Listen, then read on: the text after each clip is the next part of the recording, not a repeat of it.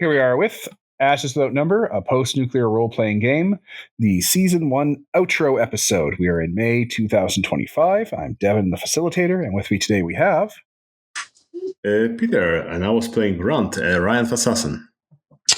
Will, and I started out with Mossback, Womp Womp, and then switched to Rugged Man after Mossback left. And Zanes was playing Ricardo, the old man. Perfect. Okay, so game. You guys probably don't remember this if you're listening, but we just did the intro, so now we're here at the outro. The game happened. Yep. Shoot, I didn't mean to pause right there, but yeah, the game happened. It was pretty fun. We had a lot of scheduling issues, so we didn't get as many sessions as we wanted to, and we didn't really even get to the end of the plot, like the build the first settlement. Sorry. Before we basically were like, okay, well, this is as much energy as we're going to get out of the game. Momentum kind of stuttered. But that's fine. We always pick it up again later, or I could just revamp some of these concepts for other stuff. So I don't know if I got the most out of Ashes Without Number that I wanted to get out of it, just due to the kind of staccato rhythm we had. But what I did use, I liked. It worked out pretty good. It was fun. It has all the things you want from a Kevin Crawford game. I know what I do differently now in doing setup, that kind of stuff. So that's cool. Setting wise, didn't really matter that much because we didn't get that deep into it, but the little bits and pieces we talked about were neat. I did little flourishes I like that whole soon thing, or how I would describe the police station if you've forgotten that. A lot of that going on. Sinners repent. Sinners repent. Yeah.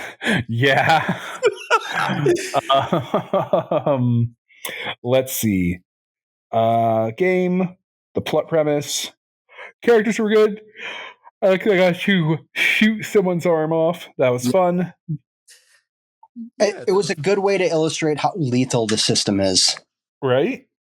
You guys ran into Korg and Zet, and that was great because Korg was kind of my thesis statement for what Shadowrunners are like, a little unhinged.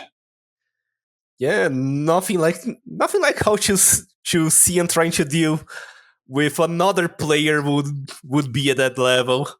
Exactly. The whole time I was playing Zet, and he was like talking about how he'd do anything to get to murder someone again because he's that kind of a person, I couldn't help but think of Duck from Don't Hug Me, I'm Scared, going, I'm never going to get to see that skeleton.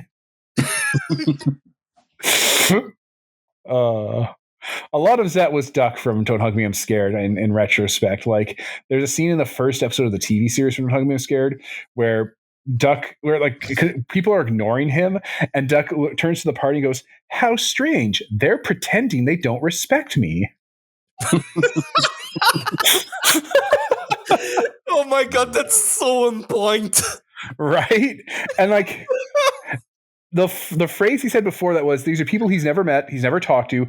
He grabbed a microphone, like a make you loud microphone, a speakerphone, and he says the following to get them to listen to them. Attention freaks, it's me. Please direct us to the quickest way to get away from all of you immediately. And they do nothing. And he's like, yeah, how strange. They're pretending they don't respect me.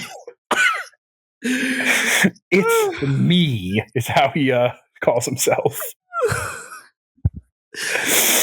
So Korg and Zet were great. It's good to dust them off. I'm using them for we're prepping we're prepping a game of Chubos using. I was a teenage exo colonist, so I'm like, I need to add a few new colonists. So I just was like, I'm going to throw Korg and Zet in there as teenagers. They'll be comms age. Oh boy, I was just watching playing people as a colonist, and imagine these two tykes. That must be horrifying. The explanation I have in Exocolonist for Korg and Zet is that because the Vertumna project is a cult and had like backers and stuff and like a lot of weird things, is that Korg and Zet were like the first pass at like raising people in an artificial like incubator instead of using like a human being, and like they just came out wrong, so they didn't do that twice. Good. Dr. Instance is like their gene mods didn't quite work out the way they thought we would, because like Korg is big and his brain uses a lot less energy because he needs it for his body, so he's dumber. And Zet is small and mean, so his body uses less energy, so his brain can run more. Yeah. It's kind of reminds like, oh yes, that's a Junior movie that starred Arnold Schwarzenegger. Like, oh yes, I got all these genes, and you got all the rest. Oh my god, yeah, Danny DeVito and Arnold. Yeah, a little, but like Absolutely they start at 15 behaviors. Yeah, they start at 15, which means they get like a couple years before they go to their third form. Because like in XCOM, you had your baby form, your middle form, and your adult form for the different characters growing up. So they're at stage 2 to 3. So that'll be fun. But yeah, that was a great opportunity. We've rewritten Acer and Faye a couple of times in such a way that she now fits into a couple other projects we have going pretty seamlessly. So that'll be interesting. Keep an eye out for that. Acer and Faye shows up as, I think, the main character for the visual novel we're developing. But in the sense that you are in her body after her consciousness has left it. Oh boy.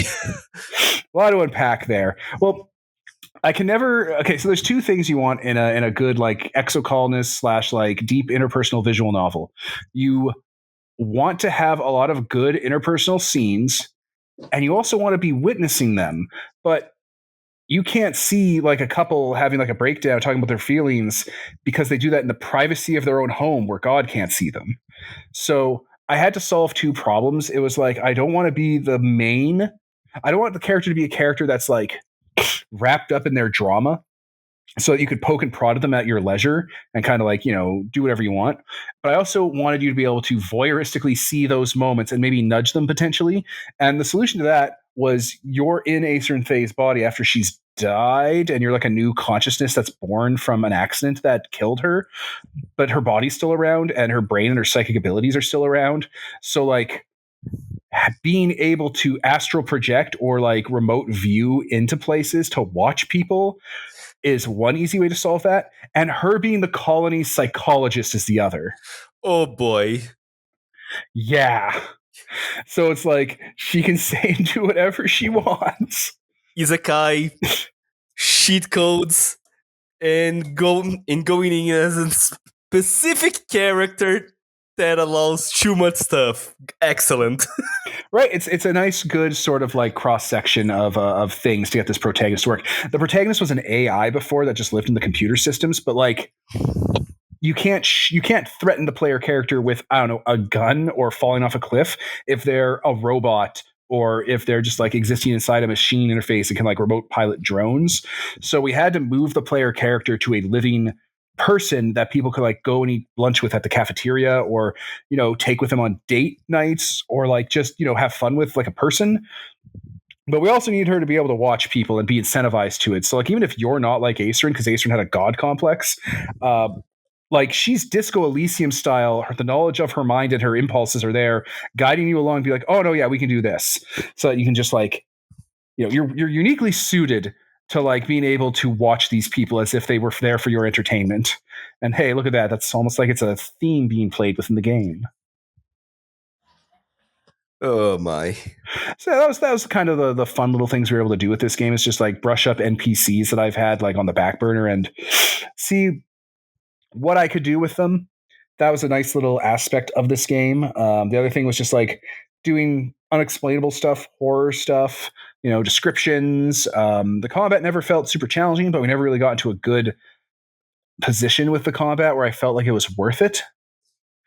In the sense that like we never had a good enough setup where combat really mattered, except for right at the end where kind of it all came together in a pretty nice way. And largely we had the very standard experience of OSR games that, hey, what's the best way to avoid wasting things in conflict? Not facing any conflict. Hurrah! I mean, that kind of seems like on team because, hey, it's a post-apocalypse. It's not like, oh, yes, going gung-ho, whatever. This is a video game. You kind of just die, on a like a cover to die, pretty much. Yeah, like the more lethality is here, and also failure on you destroys an entire community of people who like probably don't deserve it. These people are specifically leaving war. Yeah. Like, hey, guy, if you die, everybody in your party will get stressed because of it, and then it'll download Spiral. I love the stress system. I love it so much. Stress is a nice mechanic, and I think it's the newest updated version from Silent Legions. That's what it was. Yes. Which was we didn't have much to properly feel the consequence of stress, I think, but we were working up to it. Like, we were laying the groundwork, you know? Yeah, it was building up, but we never had the payoff. I mean, exactly. With each time, because okay, do we want to get in this fight? Do we want to kill those people because that will push our stress further? Like, yes, there are people there. Okay, they're just sniping from a distance. There are no bad consequences to doing so. I mean, there probably is. I just didn't catch it. I'm almost certain there would be like you have to harden yourself to not like be freaked out by murder. Yeah, it's a specific. That is a system. Or you can take the cold-blooded, which you don't deal with stress, but it's like it's like the bloodthirsty, where like violence doesn't give you stress. There's a lot of other things that give you stress too. Yeah, you start thinking you're bulletproof because violence doesn't hurt your stress meter. You're going to start running into problems real quick. Yup. Yeah. So you know, it's kind of a thing in like OSR, like original games. You didn't get XP for killing monsters, or you did, but it was very small. You got XP for getting the gold. Yeah, every gold point was an XP or something. Yeah, you were incentivized, and in this kind of way, like our XP comes from solving the mission, correct?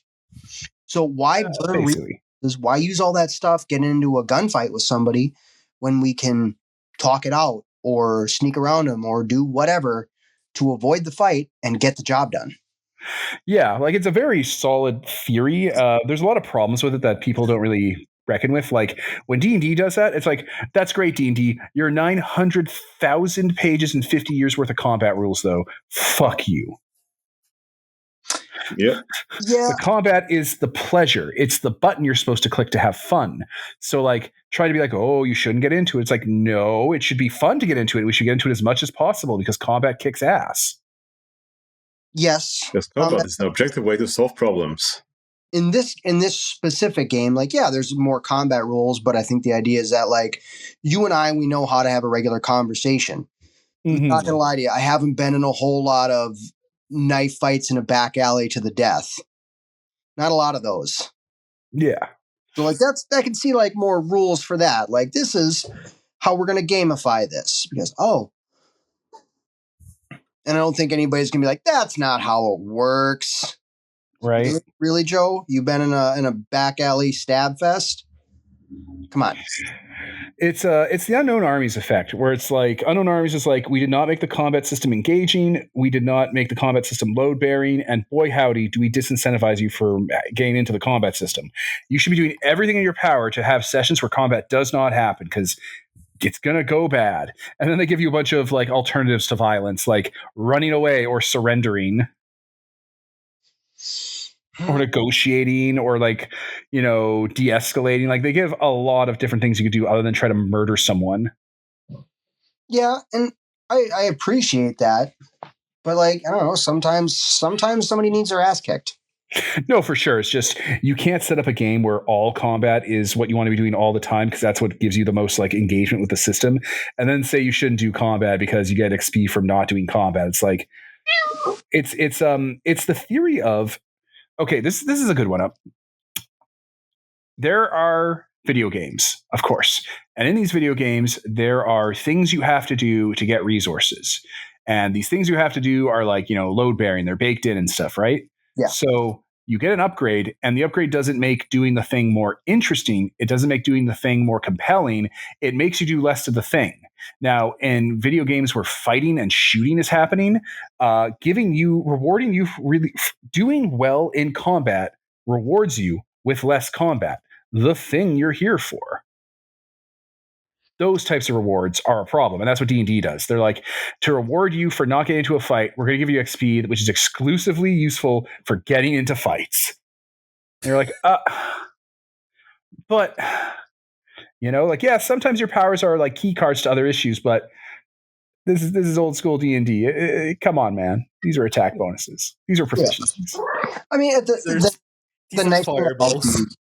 the world's the without number systems that it's easy to make non-combat characters and they be useful and good and people that you want to have around.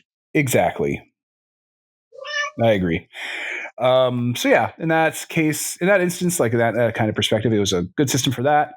It's what's the word we're looking for? It's hobbled by being part of the D&D games, just because there's only so far away you can get from like, a bad premise. Like the Without Numbers books are the best possible premise of D&D you could do for the type of D&D it is based off of. I think you could only do better by pulling from 4th edition, because 4th edition was like the first time D&D was ever trying to be like a fun game to play and not just a thing that was carrying inertia on from like people who pretended to play D&D with Gygax and Dave Arneson or whatever. Yeah, 4E was an actual game. Yeah, it was a game. Like it was combat as sport. People like sports. Like the thing with 4th edition combat was like they gave you a very nice, clear mandate on how to play and how to expect combat to go. Like just the simplest thing, the stupidest fucking thing of each monster having a class that represented what its purpose was in the inevitable fight it would be featured in. Like striker, bruiser, DPS, healer, utility, or whatever. Like being like, hey, if your combat has this, and this level, you're going to want to add a bruiser to soak up damage and crowd control things. Like, also the audacity of giving Marshall something to do other than I attack. Well, yeah, Imagination was pretty rough in the early 2000s. You have to remember, gamers were mostly doing like Shadowrun and World of Darkness and D&D. Like it was a dark time for thinking critically. It was, oh boy, the precursor to all that was like in like 3.5 like Book of Nine Swords, which was mind blowing because you gave marshals the same kind of stuff as wizards, and it was the coolest thing ever. Yeah, but like a bunch of people who'll never admit they learned this from 4chan, but exclusively learned to hate that book from 4chan, said it was like, a book for people who liked anime and it was bad and stuff. And it's like, they can go fuck themselves. It's like, okay there. Well, what would these people be? It would be like, okay there, young, born later Gen Xer or young millennial sitting there in the cafeteria playing Dungeons and fucking Dragons with your friends. You're too good for anime. We can see that poster of Rei Anemone from Evangelion on your fucking wall. All right, fuck you. But yeah, 4th edition was great for that. Like you had a nice complex system where everyone can contribute, do something a turn. You had resource management, like exploration was made more interesting because like the things you could do were pretty light touch, which D&D always has been for out of combat stuff. But once combat broke out, it was like, well, this is fun to spend the next 2 hours doing. I want to do a combat like this. This is interesting and keeps my attention, and I'm not on my phone the whole time in between turns. They didn't have phones back then, but you can imagine. Like Lancer. Lancer's amazing.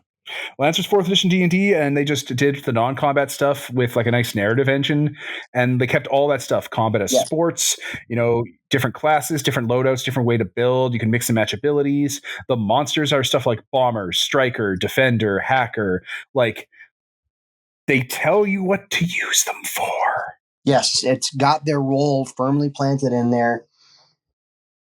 And that's the thing. It's those are the best versions of like D&D derivatives. You can only go so far if you're basing it off of D&D. It's an old engine, and it works for what it's been hacked to do. And the 3 pillars of games: narrative, game as game, and simulation. Oh, wait a minute. GMS theory? Yeah, right? Oh my God. What is it? 1994? Continue though. It's fine. Yeah, it still works. It's like the whole 4th edition went hard on the game aspect of it, and it's great. I got no beat. It was the only one that did. Yeah, it's the one that was honest about it, and that's why it had to pay with its life. Oh, that's because Mike Mearls fun story. The developer for 5th edition, Mike Mearls, is the reason 4th edition kind of got killed off. Like, he was jonesing to be a like a line editor or dev editor, and he got access. He got like the responsibility for like approving 4th edition books or whatever. He put out books that like corrected the classes so his home game could be better and stuff, and like they were just wildly balanced. This is stuff from like 20 years ago. I'm not remembering details as much, but I remember Mearls was the guy. And then he became the head of 5th edition. And man, he hasn't tweeted in a long time. I wonder what happened to Mike Mearls. Oh boy. Piece of shit. 5th edition is fine, but it just kind of falls into the same issues. It's very simplified. And again, like if that's what your push is for a drastic simplification of the game, to get more people into it, yeah, great. I understand proficiency bonus and advantage, disadvantage. That's good design. It's not bad. It's not to get new people in, it's to retain the old people that complain whenever you change something because you've turned a toy. D&D fans, the older ones, like the Gen Xers, the Boomers, even the older millennials now, like from our cohort, like they're the ones who play D&D and are like stuck with D&D for a long time from like 3rd edition and stuff. They're crazy. Pathfinder.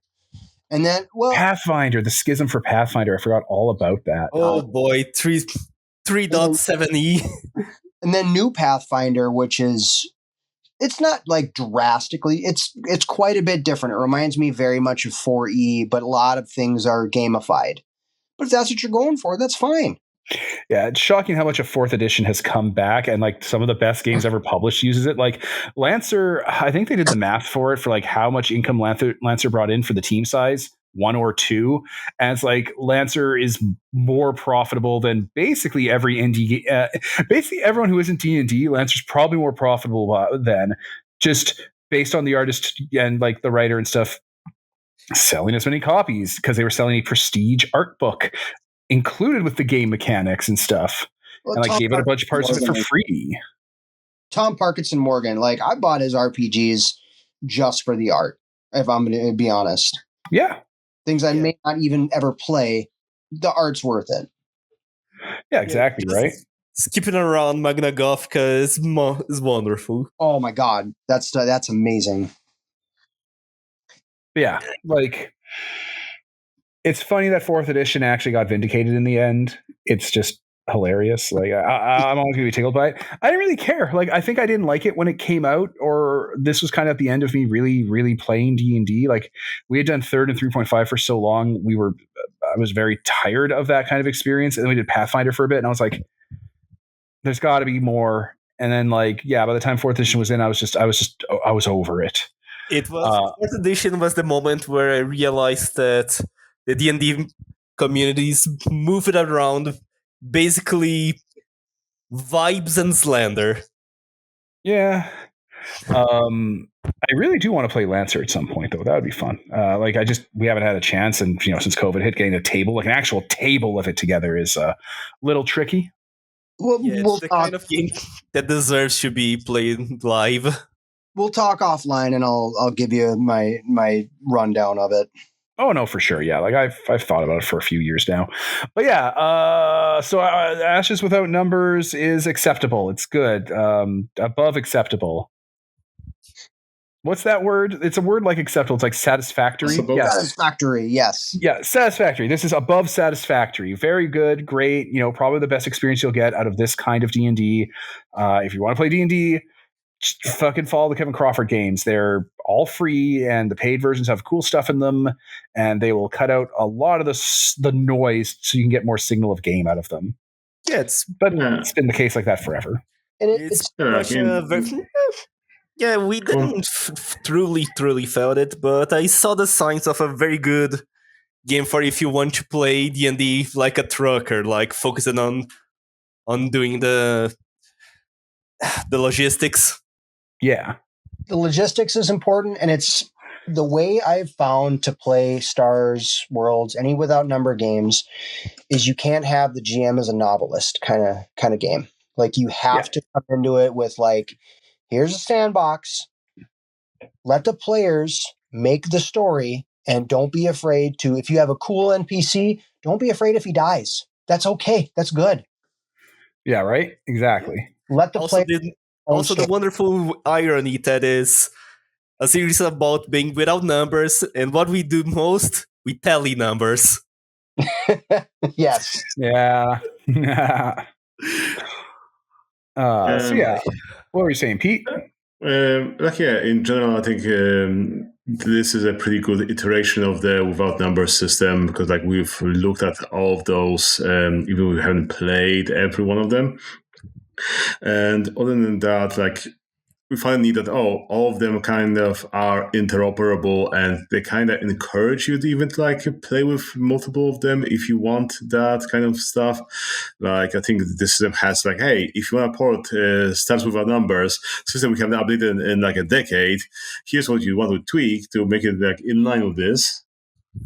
Yeah, I think the sort of progressive timeline is you start with cities, and then you go to ashes, and then you go to stars without numbers, and then you go to worlds without numbers. Like that's the evolution of this universe that Kevin Crawford sort of set up.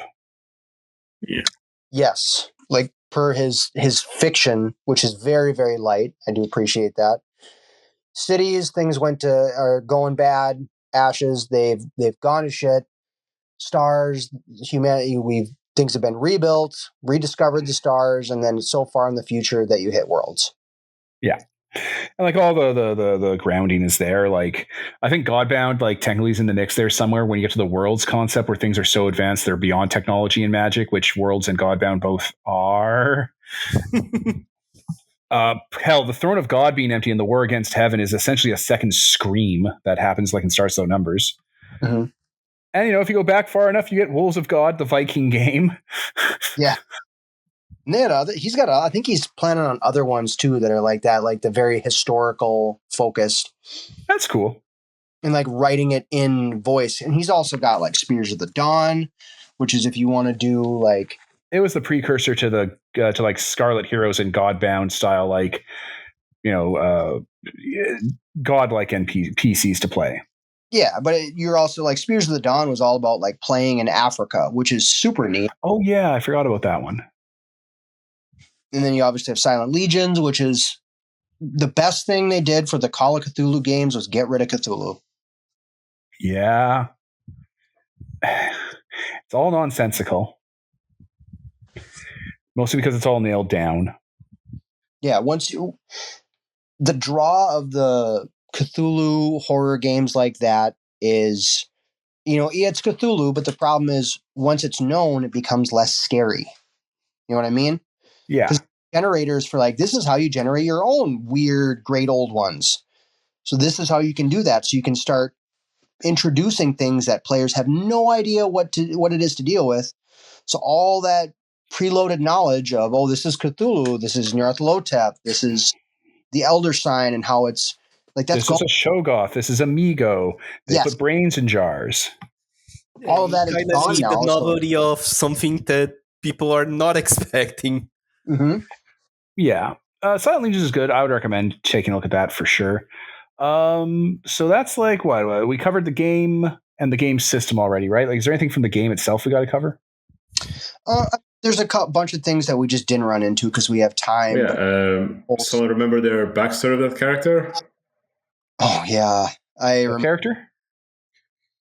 Is that Will didn't tell the backstory of his original goal story?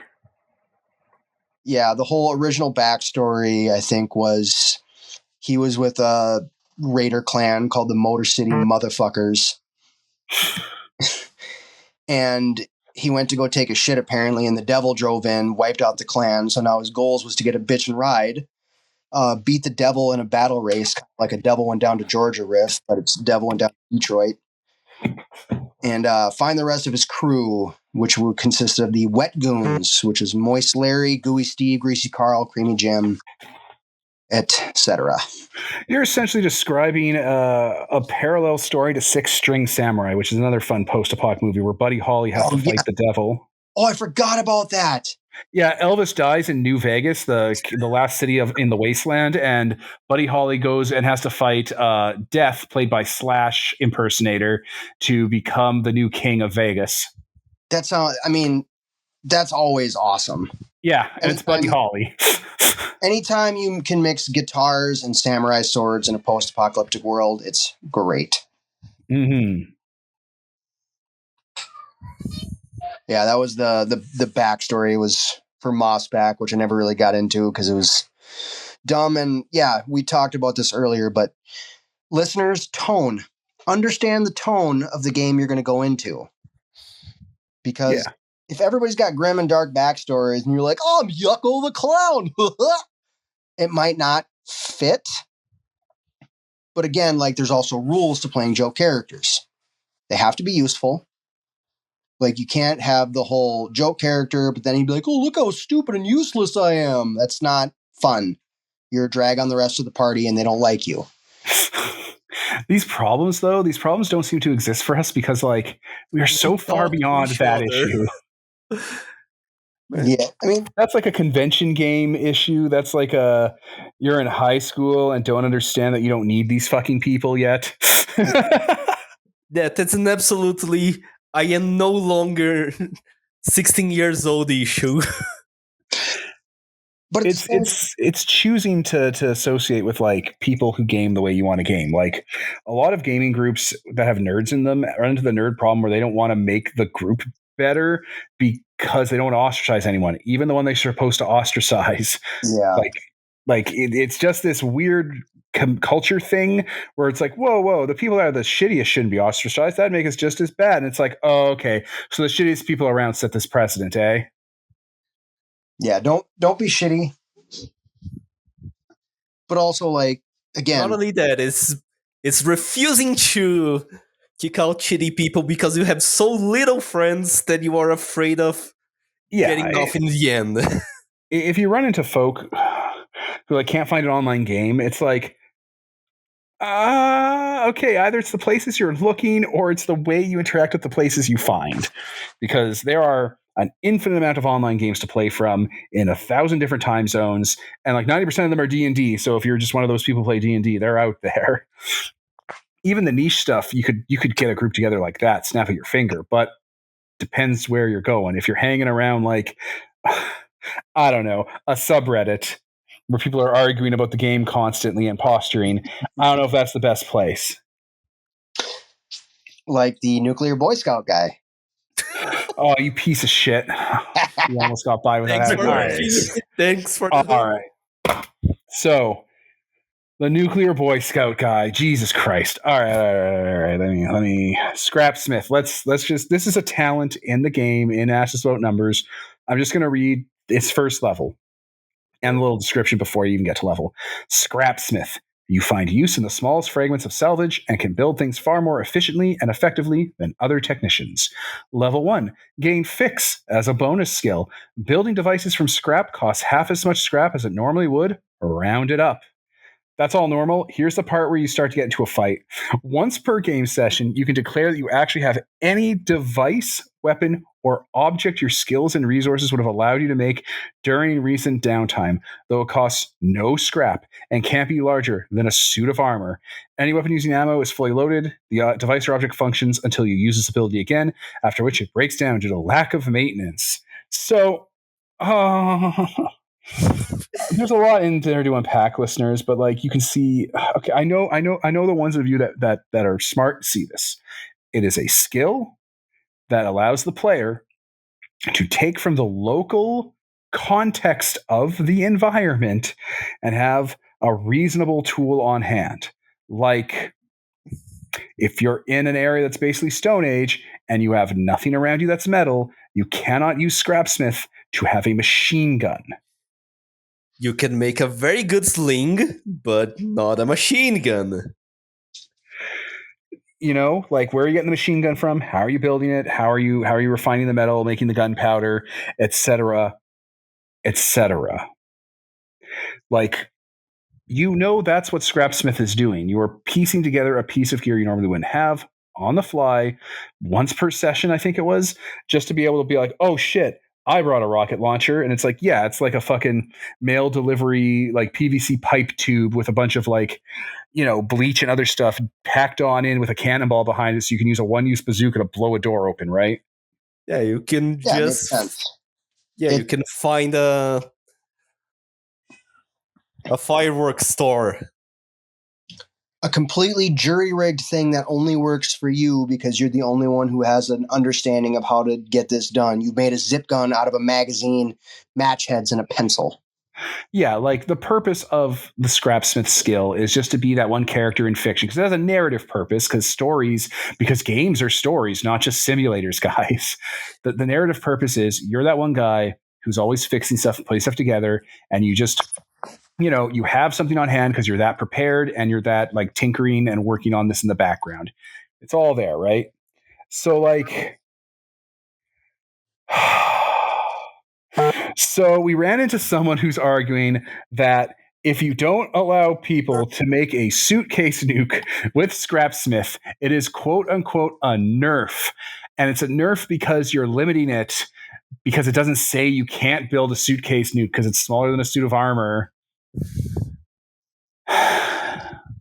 So let's unpack this, listeners. Fuck me.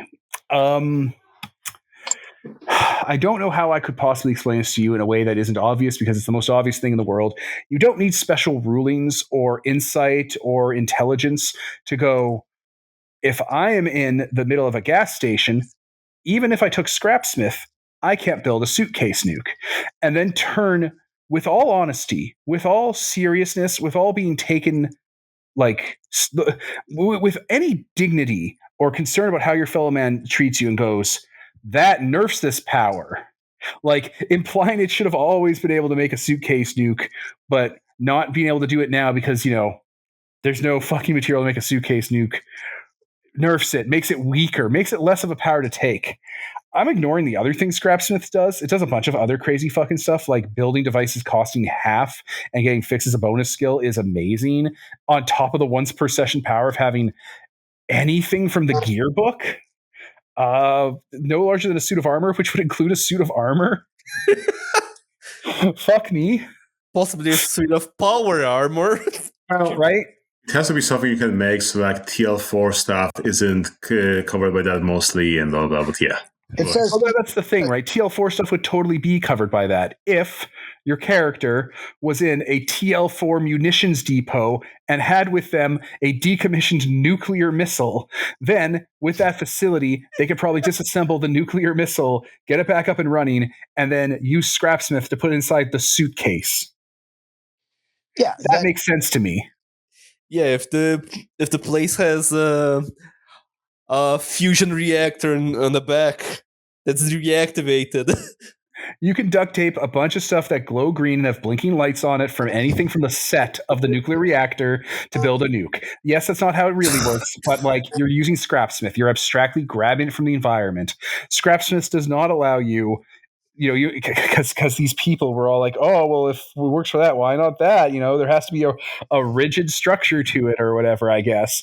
And it's like, you can't just say with Scrapsmith you're pulling uranium yellow cake right out of the ground, refining it in the background while you're building the suitcase nuke, while you guys are traveling through a fucking forest. It's not. You're not shitting. You know that's not what's happening. You know that's not correct.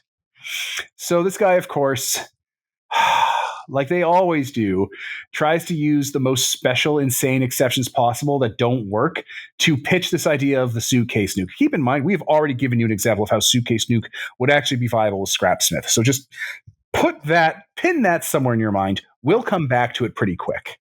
So David Hann is this dude called the Nuclear Boy Scout. If you've ever been on Reddit, you've heard of this guy.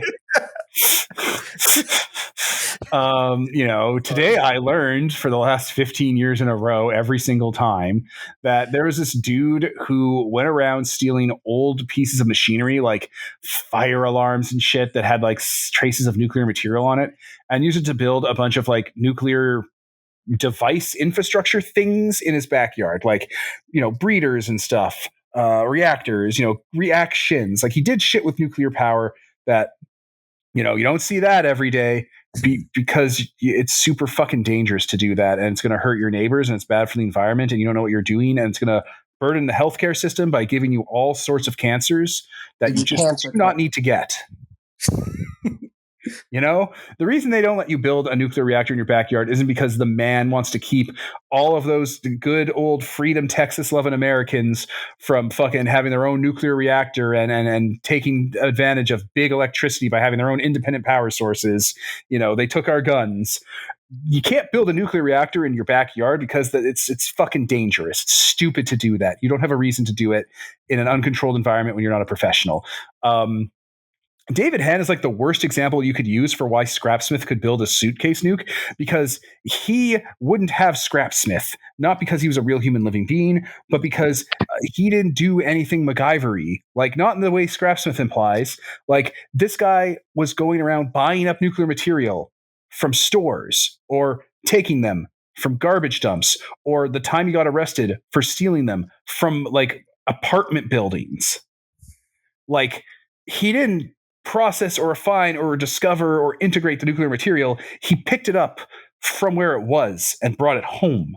And then because he had huge access to all the information ever because of how modern life works, he read into how to do it from texts standing on the shoulders of thousands of people before him, using the global supply chain that allowed him to buy all the parts and components he needed to build his nuclear experiments, sourcing things that were buried in the ground and would kill 1,000 people to make, that we then put in fire alarms that he then took. Like, there was an entire global economy that allowed David Hann to do what David Hann did. Do you think you have access to that in a post-apocalypse after everything's been scavved over, you know? That's a hard fucking no, bud. Yeah, you know, right? Like, yeah, I'm sure I could also do what David Hann did if I decided to devote my life to getting cancer and had a credit card and could get whatever I wanted by ordering it. Yeah, you know, I could ignore a bunch of safety laws and regulations too and die at 40 from it. Fuck me. Anyway, mentioning that, by the way, that like David Hann also didn't survive being the nuclear Boy Scout. They get real mad about it. They tried to turn this whole "I hate mental illness" thing. It was my favorite day ever. It was like the most. I don't have an argument, so I'm going to try and half-heartedly, like super soft serve ice cream style, like try to say that you hate the mentally disabled and you hate David Hann. Again, I'm indifferent about David Hann kind of a lot. It's just acknowledge what he did. It's really neat that he did all that nuclear stuff. It was super dangerous, and we have really good reasons in society why we don't let people do that. It's not appealing. It's this whole mentality that people who don't really critical think do, and you find a lot in gaming communities where they'll go, you know, the nuclear Boy Scout did all of that on his own if you discount all the thousands of people that helped him. You know, Elon Musk founded Tesla and with his own two hands built every cyber car, if you ignore the fact that he had nothing to do with Tesla and bought the rights for history to be changed to say he did it. You know, Steve Jobs and Bill Gates, they did, the two of them together with nobody named Steve Wozniak, did everything that invented the modern computer hardware, and they hand-coded DOS and the early Windows operating systems. They definitely didn't buy them mostly completed off of people. You know? They definitely didn't have family in high places to prop them up and buy their things. Yeah, I'm just saying, none of these people are self-made. None of these people are the Tony fucking Stark, who is a cartoon. And even Tony Stark isn't. That's the best part. Yeah, like he would have Scrapsmith because he does a lot of that in the narrative of the type of character he is. But like, fuck me, guys. It's a post-apocalypse. You don't have access to all of these things in the background that would support you. You don't have running clean water and regular food at the grocery store. So you don't have to spend your days trying to get food so you could be the nuclear Boy Scout and spend your days doing nuclear experiments. Like, people talk about what? Henry David Thoreau, the guy who lived in a cabin and was like the self-made man who wrote about independence and the ruggedness and how you can kind of like live it alone and go it your alone in isolation. That guy. People leave out that the cabin was on his mommy's property and his mom and sister would come by to feed him and clean his house every day. Oh, boy. It just gets glossed over in the self-made man story. Yeah, it's the self-made man. Woman don't exist. Yeah. So, like, I don't know what people... Like, you can make a suitcase nuke with Scrapsmith. You could absolutely make the case for it. You could make the case to me and I would totally go along with it. I think even the other guy who said you couldn't do it said that he would accept it if you gave an actual good reason. And like we all agreed on them. Like, It's not outside the realms of reason, but it's not nerfing the power by making an ad hoc judgment call. It's literally how the fucking power was written to be like used. You're supposed to use any amount of critical thinking on it. It doesn't really require much, though. Like, it's shocking that there'd be an argument about it. What you should never do if you want to justify an argument like this, like if you have this is a learning experience, actually, for anyone who's listening. If you have a really, really out there idea and you're trying to pitch it to someone, there's a lot of ways you can go about it. You should never use, as an example, the worst example possible that undermines every single part of your side of the conversation, which using the nuclear Boy Scout is. A dude in the middle of an economic prosperous time with access to all sorts of materials hand delivered to him, that he didn't even get hurt or like imprisoned that much for stealing what he couldn't buy, that had time because he wasn't subsistence living to do all the stuff that we know you shouldn't do because it's stupid dangerous. That is not a great comparison to use for a post-apocalypse. It's a stupid thing to do, actually, but it's something nerds love doing. Like, if you ever try to explain how reality works, they will try to find that one exception to go, well, this guy did it once. That means the 99 other times don't exist. You know? It's that shit. Because, but I need to be the smartest boy in the room. I need to say there's an exception, but actually. That impulse. Don't give in to that impulse. The easiest way to pitch an idea that you know is kind of out there and you're not sure if someone will accept is not to try to weasel your way into it using half-hearted, intellectually dishonest defenses. It's to be honest. Be like, in this specific concept of the game we're in, the opportunity has arisen where I could build a suitcase nuke. I want to do that. Is that available? You think I have the resources for it? What would I have to do to get to the resources to do that with Scrapsmith? And the guy could be like, I don't reasonably think there is any scenario where that could happen, so I don't think you could use Scrapsmith to do that. Sorry. And you can be like, here's how I convince you. And you just kind of explain why you want it, why you think it's effective, why you think that would be interesting for the story, why it wouldn't completely derail everything, and like why it matters. And I guarantee you 9 out of 10 times that person's going to say yes. I would say yes to Scrapsmith building the nukes in the suitcase. It's not hard to imagine a couple of scenarios where you'd be able to do that. But context is king. You got to use context. And if you're going to throw examples completely without context at things, people are going to call you on it because, again, intellectually dishonest. We all know what you're doing. The curse of tabletop is that gamers can't help but imagine everything and everyone in a giant infinite white room. Yes, the perfectly spherical cow. You cannot demand that every conversation fall around the necessity that it is a giant featureless white void and everyone in it is a featureless perfectly sphere cow. You just can't do that. Context exists.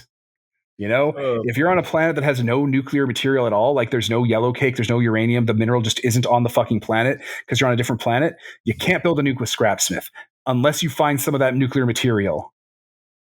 It's load bearing to what a nuclear weapon is. It's a shitty example to use, by the way. Why would you use a nuclear weapon? It's literally the only device that you have to have a very specific type of magic rock for.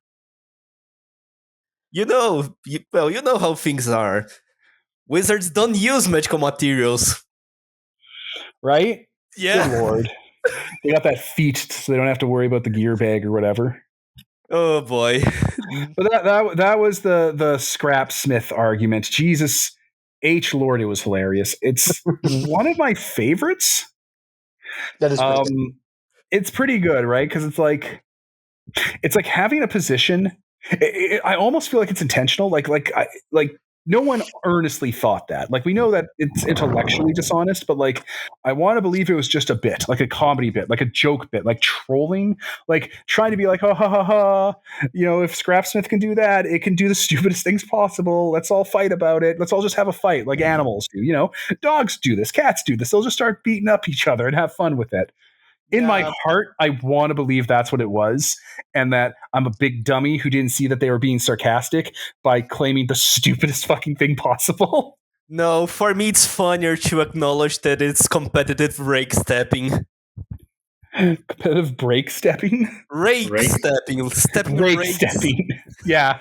Oh, sorry. I forgot about the Sideshow Bob bit. It's a lot. It's a lot, and I'm just glad I got to share that with you guys and the listeners, all hundreds, thousands, millions of listeners. We have goals now to spread the word. Yeah, I know, right? 800 billion people listen to us every week. Oh boy. So good. I think that's all I got to say about this game, though. I wish we could come back to it. I almost want to redo it, but like sharper. But it's fine for what it was. I like that we got to play Ash Without Number. I like the without number systems, and I like that kind of D&D. You lose momentum fast once you lose momentum on it. It's not that kind of game that'll self-sustain. Yeah. For me, I always had a problem of like, oh yes, 1d20 is a very sucky dice to roll for everything. Like, oh yeah, sure, combat. Like, yeah, I mean, hey, you know me. You know me, Pete. I would rather not roll dice at all. I'd rather play a game that didn't have dice, like Chuvos or Nobilis, or those are the only two. Maybe Panic at the Dojo. You have dice, but you roll them at the start of your turn, and you spend those dice on your powers using certain dice faces and types. Yeah, you really gotta wait for Dragon Kobold to release his system. Dragon Kobold? Who? It's one of the followers. Dragon Kobold. Yeah. He's doing the system. I heard Kobold, not the color blue. Yeah. Well, good for them. I hope that turns into something. Heat is diceless. That's awesome. That's great. Love that stuff. Dice are the worst thing they ever introduced to RPGs. They completely distracted from the game. They're a crutch. Every writer who's ever used subtext is a coward. Oh, you know, you could do more without dice than with dice. Yeah. But yeah, Pete, I get what you're saying. It makes me crazy too, because like, oh man, you want to get into the combat, but it's like, but then we got to do a combat. Yeah. I was there 20 years ago. I'm still there. I'm still at that point where it's like, but then we have to do the D&D combat. Yay. Yeah, I don't know. Ashes What Number was a great excuse to dip into that Fallout post-apoc stuff we were looking into. Why not? Yeah. Easy to come back to. I mean, I'd love to do all the systems they have with Stars Without Numbers and like even give Worlds Without Numbers a try and stuff, but like then we have to do a system, and we only have so much time to play a game. We're trying to get a vampire game, an Exalted versus World of Darkness game, a Chuvos game up and running, a Vampire Dark Ages game. You know, we got places to be. Yeah, may Kronos have mercy on your soul. I Right? was waiting for Torch Ship. Oh my God. So like, I don't know if any listeners are still listening. They probably dipped out right around the time I brought up, right around the time I tried to win a Discord forum argument through the podcast. They checked right the fuck out. So it's just you guys. So let me put it to you this way. When Torch Ship comes out, this entire podcast becomes a Star Trek podcast.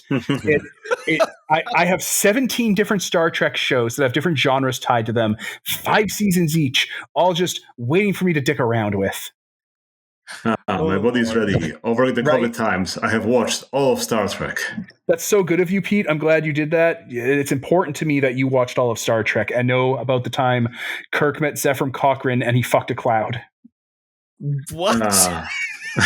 No. When Kirk married some like Native American coded gal and so on. Yeah, he became a white African space Christ. He does that sometimes in Star Trek. The time he fought Genghis Khan with help of Abraham Lincoln. Yeah. There's so much to go on there. Fucking Lord.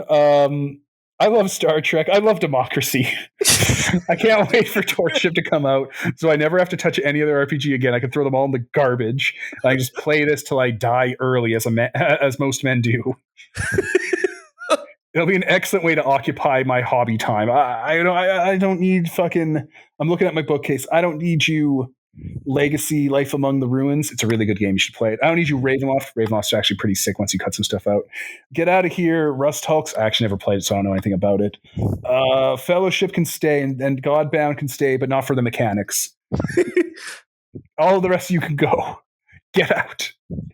You're not welcome anymore.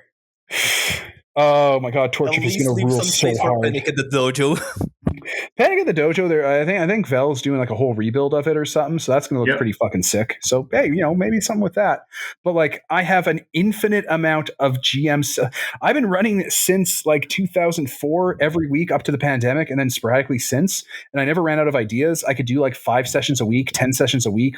We do multiples a day sometimes, and that was like a couple years before COVID happened. That wasn't even like early years. That was recent.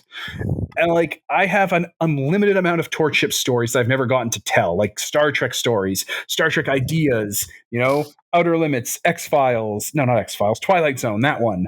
It's waiting for fucking Torch ship to drop. Oh boy. There's going to be so much Star Trek. I'm going to do the TNG generation. We're going to hang out in the fucking Dominion War maybe a bit. Maybe we'll hang out in the new timeline. Maybe we'll go to TOS and you guys can hunt down God.